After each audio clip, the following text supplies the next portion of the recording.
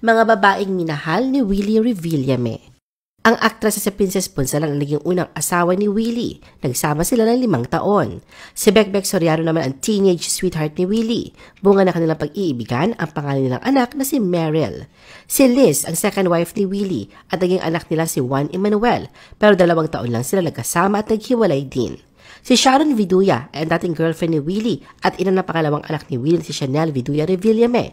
Parehong wala sa showbiz ang dalawa at pribado ang kanilang buhay. Noong 2008, inapabalitang nakarelasyon ni Willie si Nadine Ignacio. Hindi rin nagtagal ang relasyon ni Willie kay Nadine at naghiwalay din sila. Si Precious Lara Kigapan ang sinasabi noon ng dahilan bakit naghiwalay sina Willie at Nadine Ignacio. May chismis din noon na kumalat na nagkaroon ng relasyon si Christine Reyes kay Willie. Awkward naman kay Donita Paner noong malink siya kay Willie. Naintriga naman si Miriam Kiambao kay Willie na makatanggap siya ng Louis Vuitton na bag mula sa host. Nachismis din noon si Camille Villar na ka-date ni Willie. Tinukso din ng mga netizen ang queen of all media na si Chris kay Willie. Nalink din noon ang kapuso actress na si Sanya Lopez kay Willie matapos ito mag-guest sa kanyang show.